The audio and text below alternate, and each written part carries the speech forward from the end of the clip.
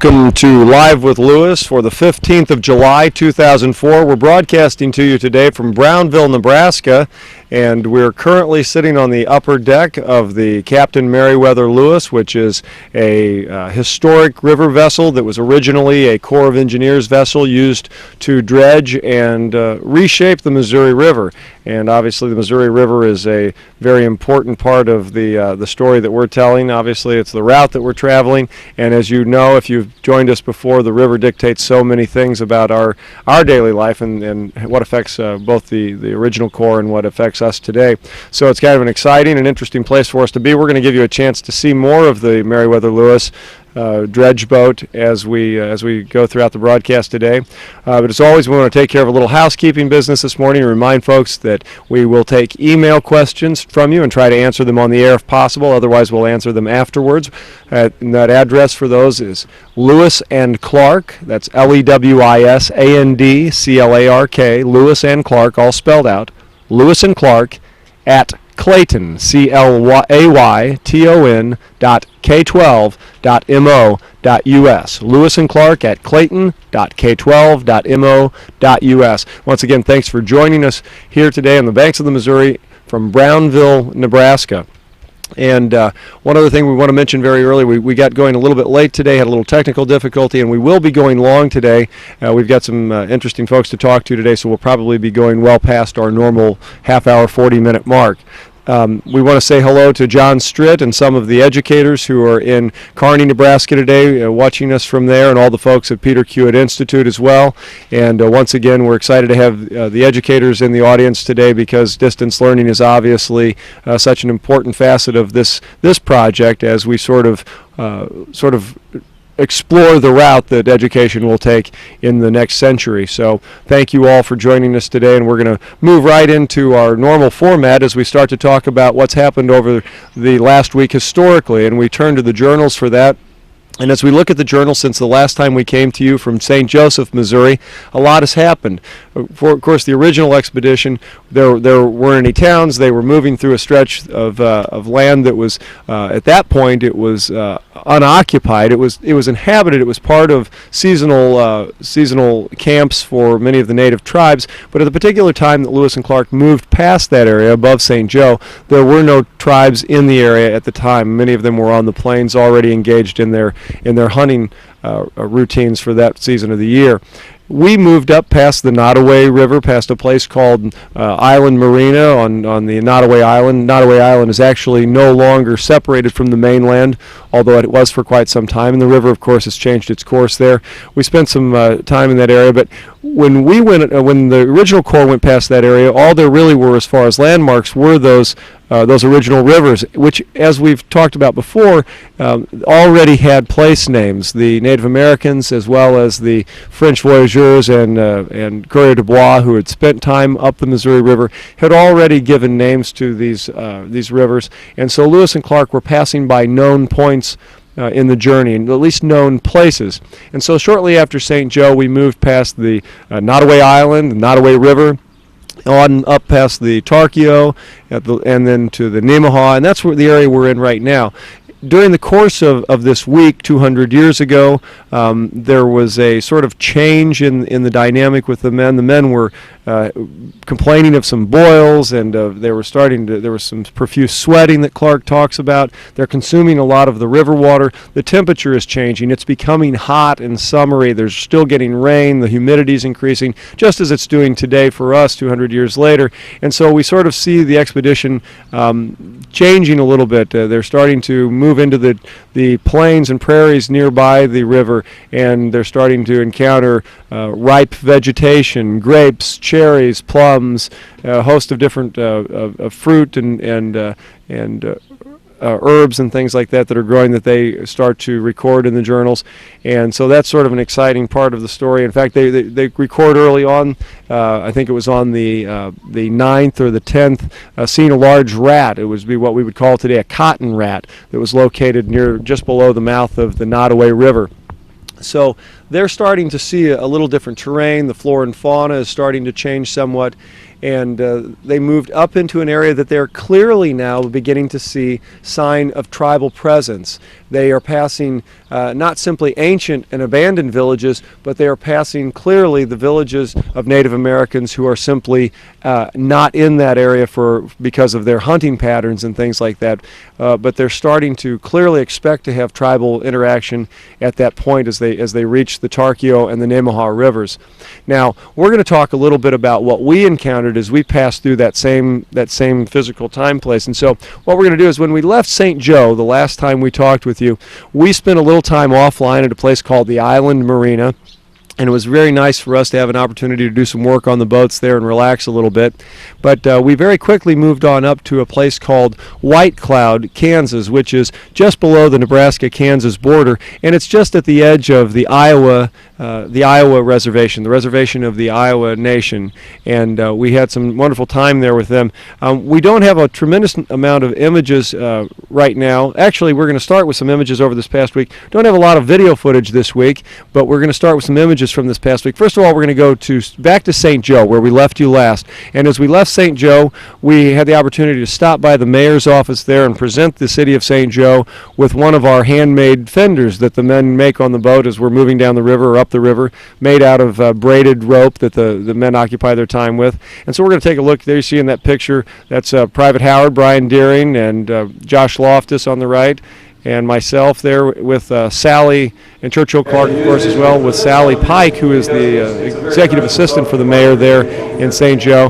And in addition, she presented us with the key to the city on behalf of the mayor, and we certainly appreciate the hospitality those folks gave to us. I think we've got some additional images now to take a look at with regard to our movement up the river. And there you see the fellows thanking Sally, and Sally was very helpful. We found out that indeed I think she does a lot of the work there, and that the mayor was out of his office golfing or something that day. Now, here we are at White Cloud, and as you can see, it's an interesting place. The name of the town is White Cloud. It used to have about 1,500 people there, and now they have 257 people.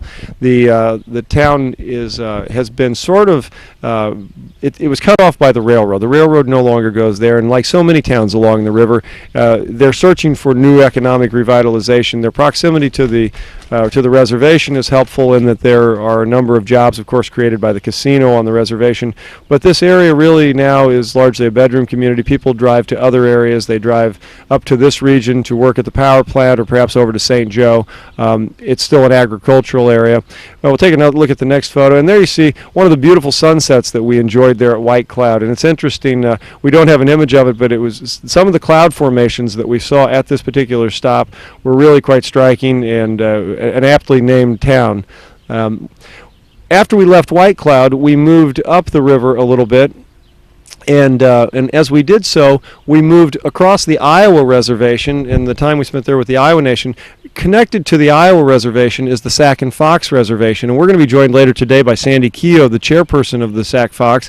But what we did is, and many of you may have seen the images of this canoe you're looking at now before. This is Little Wolf, which is the Chinook image canoe, the ceremonial one that George Longerin had made and has been traveling along the trail at all the signature events. This particular boat had been traveling with us since St. Charles, and we're going to be taking it up to Omaha for the next signature event there, which has a large native focus. But we had a little bit of time, and we thought it would be a great thing. We've had such a wonderful time with the people of the Sac and Fox Nation, and we're so impressed by their museum there that we spoke with them.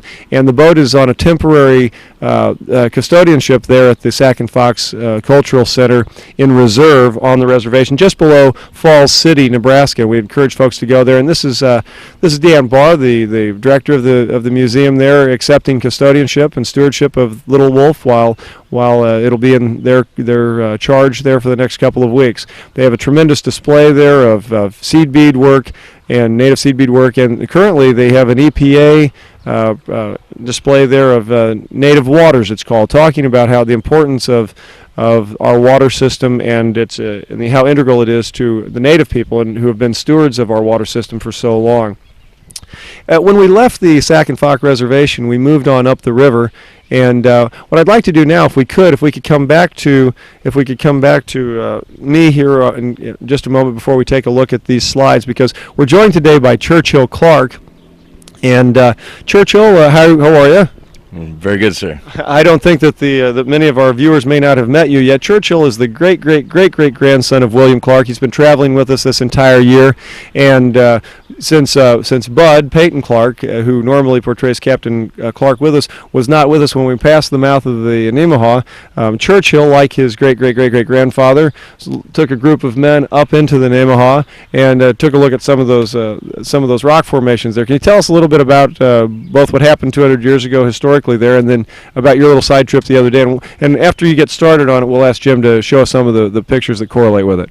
Yes, sir. Well, actually 200 years ago, William did proceed up the mouth of the river and up the Big Nemaha quite a ways, actually, about 3 miles from what I understand, and did some hiking around and wound up on top of a fairly large Indian mound where he had a wonderful view of the area.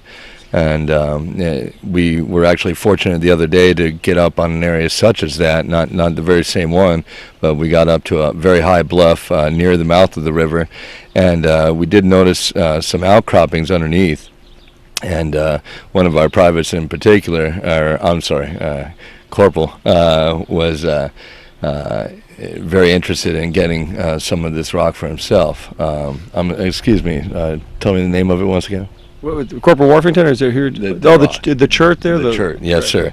And so it was not very easy to get down there from up top, so we went up the Big Nemaha and just a short ways and got into an overhang that you can see here on. That there, right? Yes, and it just came right over the river, and it actually was rather deep at that point. It was about 10 foot of water underneath there. Now, how did you get up there? We went on the White Perot.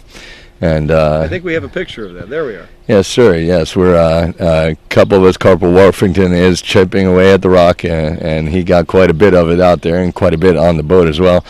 But I'm holding on to the rock there, as several of us are, just so we don't drift downriver while he's at it. And we got quite a bit of the chert there. Great, and that's going to be that will be put into the fire and made into usable flint for us, and so it's great to be able to draw on those natural resources. Thank you very much, Churchill, and we're going to be talking to you and seeing a lot of you, I imagine, throughout the next few months as we move on up to the Mandan villages. I'll be right there with you, sir. Well, thank you very much. We're going to now take a look at some of the other things that took place this week.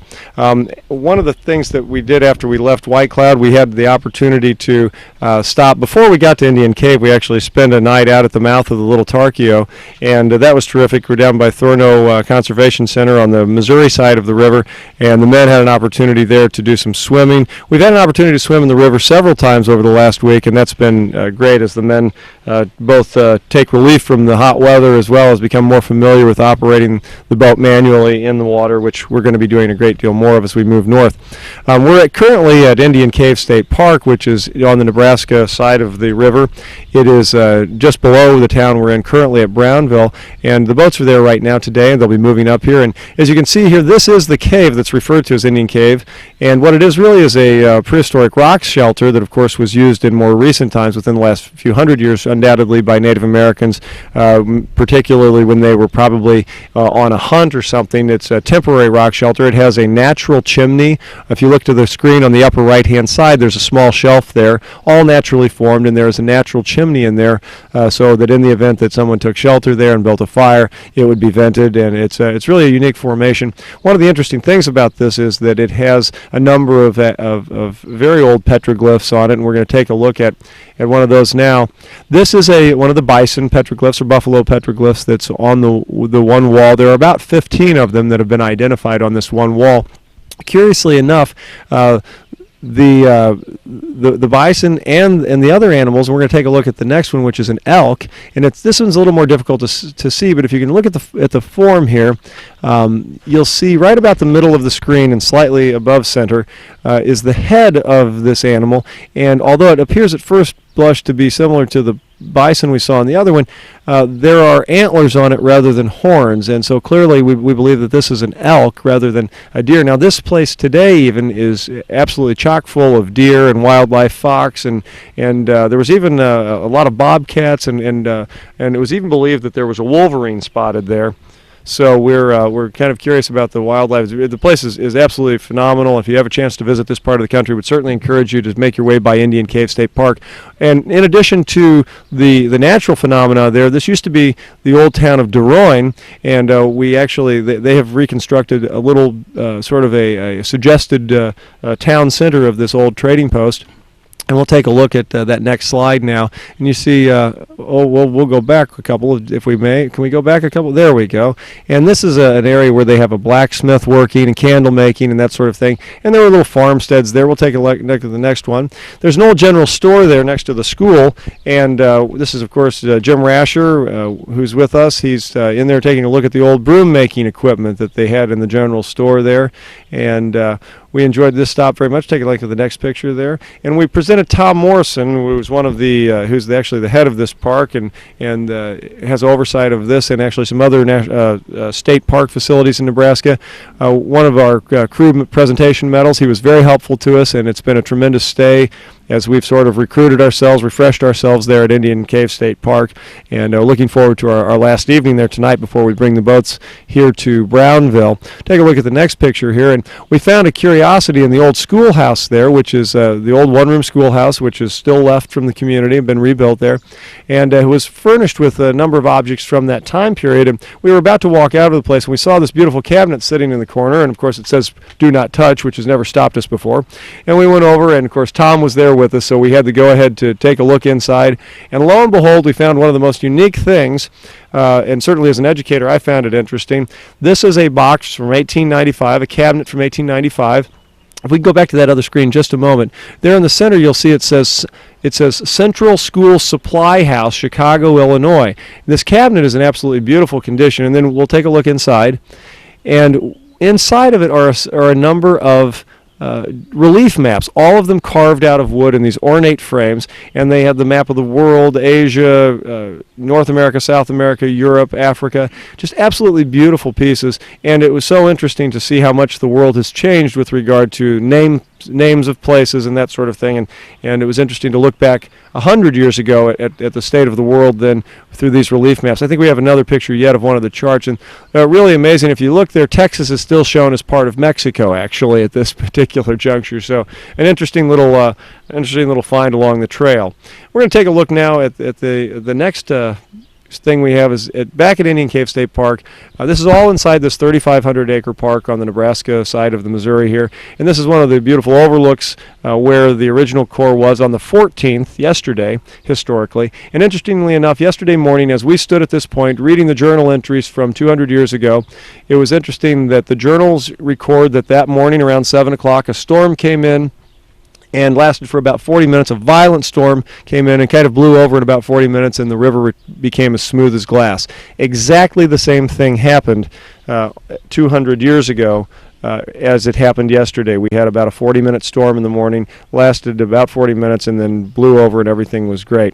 So here we are ending our time at Indian State Park with some of these photos, and then we made our way up here to Brownville in anticipation of our broadcast today. And the next thing we're going to do is take a look at a few images from the place that we're currently located. I'm joined right now by Harold by Harold Davis, who is I guess the title is president of the Meriwether Lewis Foundation for the museum here. Thank you for joining us today, Harold. Well, thanks for being here. And we're going to take a look real quickly at some of the footage that we shot yesterday, and just show folks where it is we're at for just a moment. So why don't you describe to us what we're seeing as we go across here? Okay, you're looking at the Meriwether Lewis, seeing the deck of it, and the entryway onto there. There you see the Meriwether Lewis, the castles, and you went from front of the boat to the back of the boat, from the dredging head to the discharge, and the stacks up on top. Very good.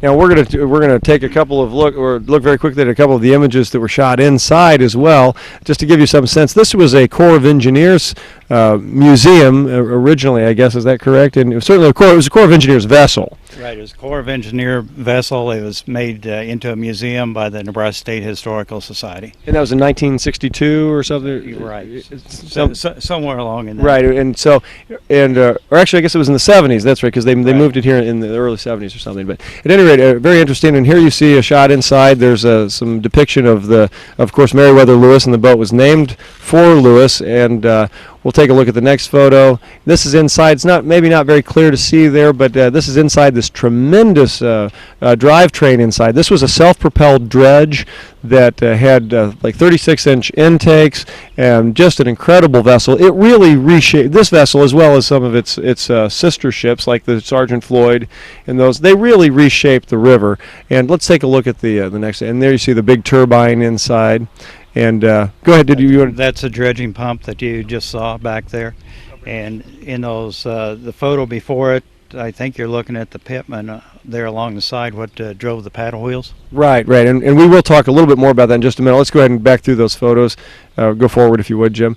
There we are at the dredging pump, and the next one there. To give you some idea, the inside of the vessel is filled with exhibits of different kinds, and this one is talking about the far west. This one deals specifically with the far west.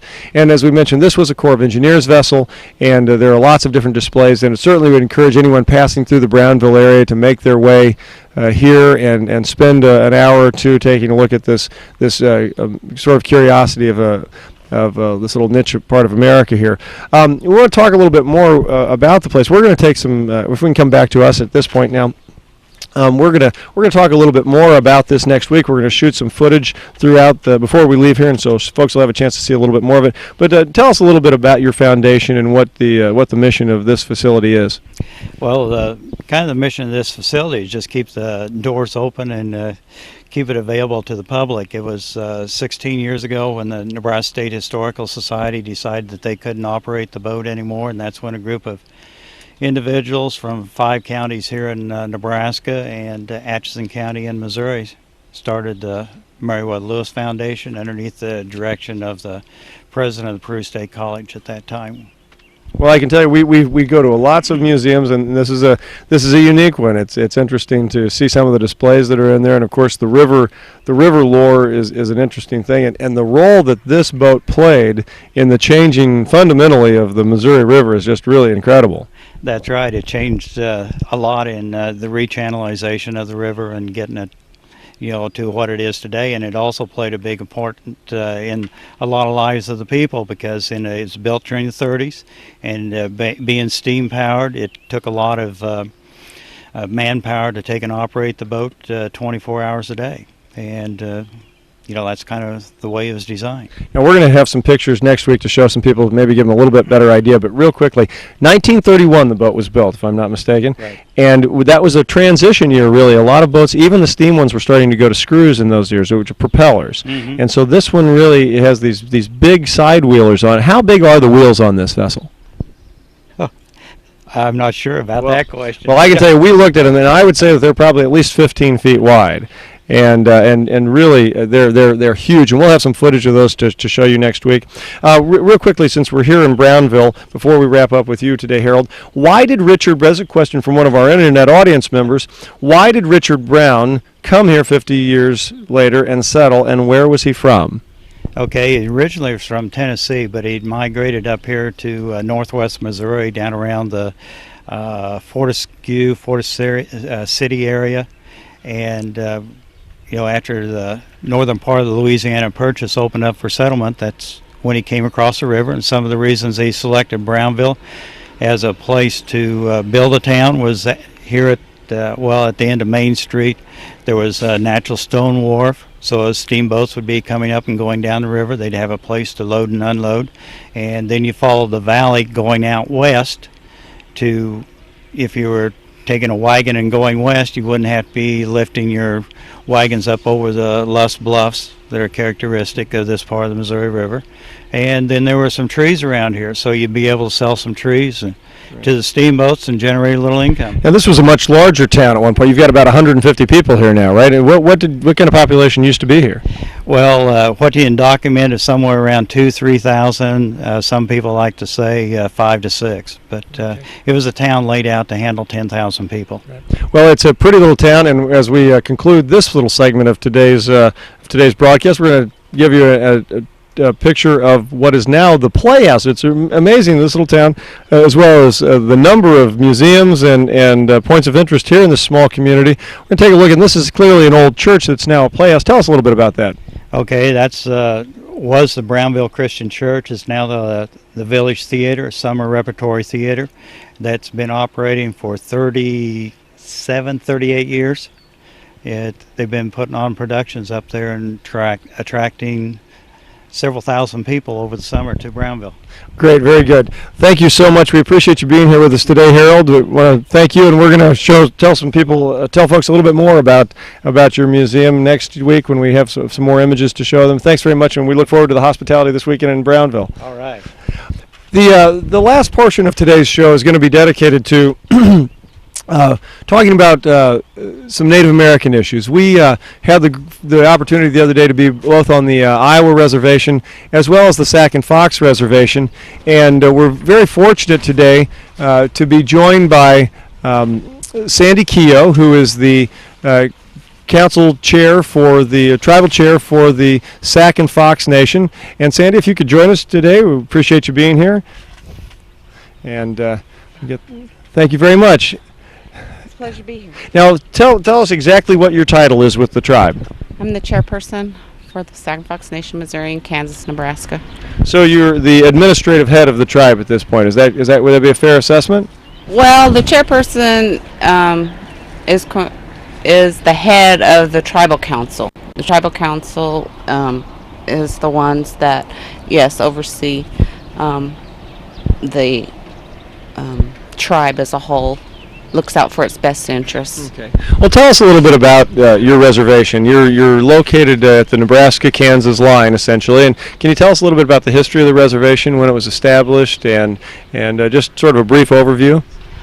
The current reservation that we're at today is through a treaty in 1837. That's when we came over to the Kansas-Nebraska side. Our current reservation encompasses a 25 square mile radius. The tribe doesn't own all the land within that 25 square mile radius. We have a checkerboard reservation, as it's called today. At one point in time, the tribe did own all that land during the allotment years. Each individual families that lived within the reservation was given parcels of land. And of course, with there being no economics on the reservation, as time proceeded, the families had to do what they needed to do for their families, so they sold off each of their land parcels and moved off the reservation. And about how many people lived on the reservation, and what's the population like now? At the time when the reservation was, I guess, established, if that's what you want to call it, I don't know what the exact number was, but today there's about 100 people that live on or near the reservation. Okay, and you have I think you mentioned the other day, about 300 enrolled members for this here, is that right? No, we have 440 members, okay. And they live in 25 different states. Okay, very good. And we talked about this a little bit the other day. There are 3 Sac and Fox reservations, is that correct? Yes, there's 3 Sac and Fox tribes. There is us, there's the Sac and Fox Nation of Oklahoma, which is located in Oklahoma, and then there's the Sac and Fox Nation of Mississippi, and they're located near Tama, Iowa. Okay, very good. And now our internet audience has been, this is an issue that we've talked about a great deal, and we discuss issues related to First Nation agenda items. We're talking about relocation a great deal. The Sac and Fox tribe was relocated from what is now Illinois, is that correct? Yes, a part of, Illinois. It was lower Wisconsin, state of Iowa, and Illinois.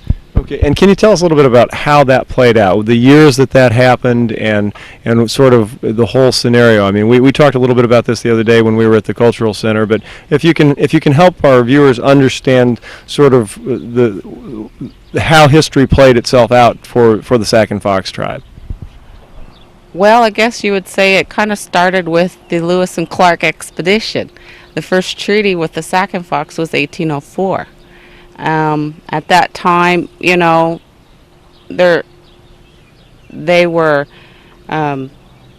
one group of people, but, you know, with the treaties that were coming through at that time, you know, the members of the tribe didn't agree with giving up this land or that land. So what had happened was then the tribe itself started splitting off into, you know, different little bands, and then that's what happened to our particular band is that, you know, the leaders of our tribe at that time didn't want to, I guess what you want to say, resist the white influence coming about. So they just kind of went off on their own, you know, away from the bigger band. And then, you know, the rest of the tribe, you know, they continued to, you know, battle with, you know, the Western movement coming in, influence, you know. But of course, you know, with, you know, things like the smallpox and things that they weren't used to and accustomed to made them, you know, have to secede to, you know, making treaties and moving and etc. So. And today, now, many of the reservations today, and and I know that there's still some debate as you know people have different opinions one way or the other. But you all have a casino, is that correct? Is there a casino on your reservation? I know many of the reservations do have them. It's not on our reservation. It's on a piece of trust property that we own. It's actually located off reservation. But yes, we do have a casino. And has the casino, this is a conversation we've had with other tribes as well, and has the casino been a real help to the tribe? Has it provided some rejuvenation of the economy for the tribe? Yes, it has. Before the casino came about, the tribes depended greatly upon government contract or grants, you know, which are very underfunded today. Every year, you know, Congress cuts back the amount of funding that they allocate for different programs that the tribe administers. And so, you know, revenues from the casino have helped for us to sustain what we currently were operating and add to that. What are the hopes and dreams of the Sac and Fox people today as a people? The hopes and dreams as a people? I believe it is just to, you know, maintain our existence. You know, we were here prior to Lewis and Clark coming, you know, and I think we'll be here a long time after that. I hope so. Thank you so much for joining us today. You're welcome. And we're so proud to be spending time with you. If you could just hang on just a moment, something I'd like to do at this point, and if I could ask Mr. Clark, is Mr. Clark still here? I think he has something for me to. One of the things that we've done as we've moved across the nation, certain our audience members online are well aware, but First Nation issues are paramount to us. And like the original expedition, we believe that that this relationship between natives and non-natives can be a wonderful one. And unfortunately, administration subsequent to Jefferson's administration did not necessarily share all of the vision and some of the ideals. Our organization, the Discovery Expedition of St. Charles, is deeply committed through this bicentennial to make sure that First Nations have a voice in this bicentennial. And we want all the First Nations, including the Sac and Fox, who actually didn't even really meet with Lewis and Clark when they went by, to know that with us there is a forum, and that we hope that the hoop of trust between the native and non-native world can be restored. And if you would, if we could have the camera go wide for just a moment, Churchill's going to join us here for just a moment. And on behalf of the Discovery Expedition, we'd like to present you as the chairperson of your tribe with a very special gift knife. And we'd like you to take this from us, and just know that it's a token of our esteem for you and appreciation for the work you're continuing to do to keep Native culture well in this country and make sure that the Native story is told. Well, thank you very much, and thank you for inviting me here today. Thank you, Sandy. You're welcome. Thank you. Well, before we get out of here today, we're going to have a chance to talk to one last group of individuals who are making a difference in this country, and that is Americorps. We were very surprised when we showed up here the other day to to walk up to the museum here, the Meriwether Lewis Museum, and we walked on board, and there were a couple of young folks sitting on the deck painting the deck of the boat. And we thought, well, that must be good. Maybe some folks just out here doing some summer work or something. And then we noticed their shirts, and it ended up that they were Americorps volunteers. And we're joined today by Brian Howe, who is the coordinator for this group of Americorps volunteers that are working in Brownville right now. Hi, Brian. How are you doing? Good. Thanks for having us, Scott. Well, thank you very much. Tell us a little bit about, first of all, about Americorps, and then tell us specifically why Americorps is here in Brownville. Well, Americorps, our program is the National Civilian Community Corps. We're a residential-based program. My team, we have 9 individuals, and we're based out of Denver, but we get to travel around and work with different nonprofit organizations around the country. Okay, and what brings you to Brownville? Well, we're here in Brownville working on the Meriwether Lewis. We help give tours. We're renovating the boat. We're also part of the Lewis and Clark Passport Program, which is on Monday mornings. We help do a reenactment. We get to wear some of the uniforms like you guys have, and Do you shave? It's not really required. I understand. Occasionally. Okay, so you're here, and now I understand also you're not just working on the Lewis. Are there some other projects here in town also? That's right. There's plenty of museums here in Brownville, like you mentioned earlier, and we're doing some other renovations. We did some carpentry work and painting on an old train depot here in town. We're currently working on a wheel museum and helping paint the firehouse here in town as well. Now, I know that this analogy has been used before. Would it be fair to say that in a way you're sort of like the domestic version of the Peace Corps? It's similar. We get to travel and work with nonprofits in the country, and our program is 10 months long as opposed to being 2 years long as the typical commitment for the Peace Corps. And our program is for 18 to 24-year-olds, and part of the incentive for the program is an education award. Upon completion of the 10 months of service, you can get $4,700 towards student loans or furthering your education. Excellent. It sounds like a terrific program, and it's great what you're doing. And thanks very much. Now, I'll tell you, we're going to be putting a lot of things on our website to tie people into so that they can link to other things. And do you have a website? How can people find out about your website? Yeah, definitely. www.americorps.org is the website. So very good. Thank you, Brian. Appreciate you being here today. And we're going to go real quickly before we leave today to our internet-based questions. We've got our audience out there. We appreciate you joining us today. And we've got a couple of questions. Yes, one of the questions that came up earlier near the top of the hour when we first started receiving emails was about Hispanic persons. Did the expedition have encounters with people of Hispanic origin, Spanish-speaking people? And the answer to that is yes. There were particularly St. Louis, in the St. Louis region. You may remember we've talked in the past about, of course, the Commandant de la Sus there in St. Louis was Spanish-speaking. Louis did not speak Spanish. Neither of them spoke French, and so there was a language barrier there. Manuel Lisa, of course, the trader out of St. Louis, was a Spanish-speaking person of Spanish origin. Now that contact with people of Spanish origin or Hispanics really tapers off as they leave the St. Louis area, although it's likely that even in this area here, just recently in the journals they mentioned that they ran into a trader who was actually a partner of Manuel Lisa's. It's not completely a Mr. Benet, and it's not quite sure if he is French or if he may have been of a Hispanic background.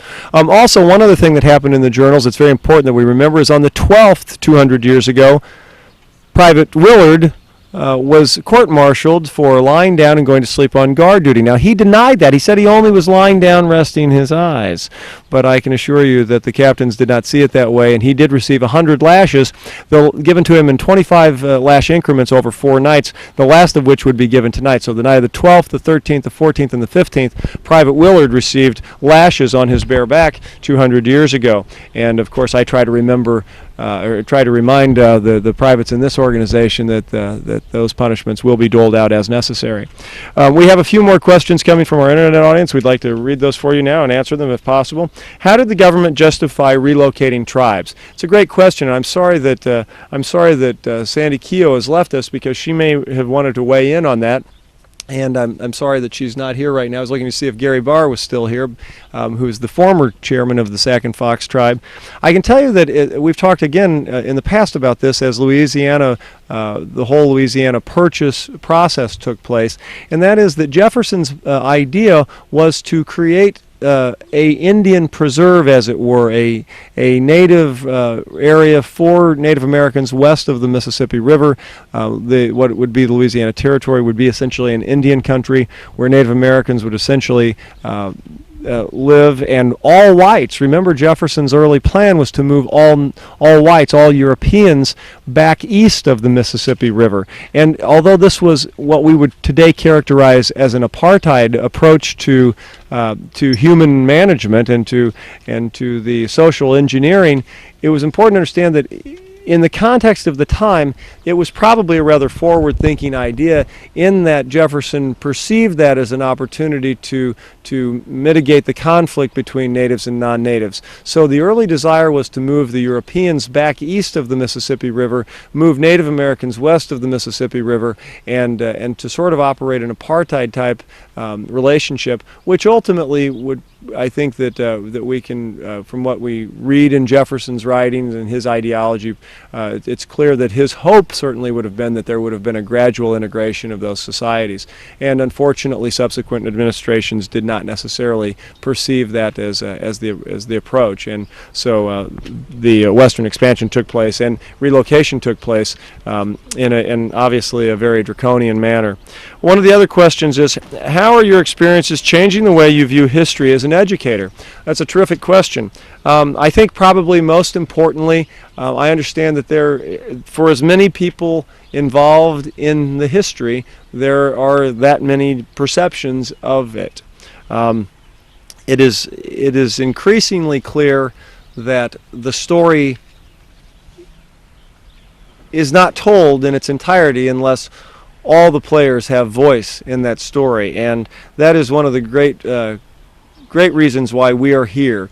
Our paramount issue, one of our most paramount issues certainly, is to give voice to Native Americans. And over the course of the next two and a half years, you will find through this programming a large Native American presence as we continue to try to give voice to the First Nations.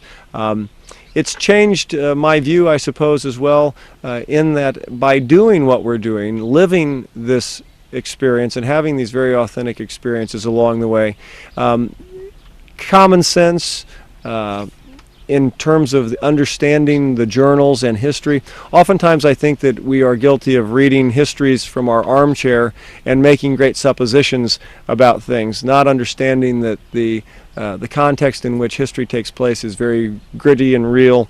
And so certainly living on the boats has given me great insight into what is written in the journals. I have a much deeper appreciation for the word fatigue than I did probably before beginning this exercise. Do we have any other questions from our internet audience? And we want to remind you that if for some reason we don't answer your questions today, we'd be happy to do so. We're going to go just a few more minutes. We certainly appreciate you staying with us today for the length of this broadcast. Because of the difficulties today, what have you learned about the character, physical ability, and mindset of the men 200 years ago? Well, as I just mentioned, I think we have a greater appreciation than when we began this exercise, but at the same time, I think we also understand that they were undoubtedly filled with the same wonder and excitement and anticipation that we have. Each night on this river, as the sun goes down and we are witness to the Creator's handiwork, and it is an awesome thing to see nature every day in this beautiful state, as we have had the opportunity to do so. So I think that again we're reminded that probably these young men who made this trip 200 years ago were filled with the same hopes and dreams that we are today, that by doing this that we will in some way better the world and maybe even advance our own positions in society because of the good works we're doing, and I believe we are, and certainly the men engaged in this project believe so as well. We want to thank you very much for joining us today. We look forward to you joining us next week, and we'll be broadcasting to you next week on the 22nd. We look forward to that. Until we meet again, this is the Discovery Expedition. I'm Captain Lewis, and we're proceeding on.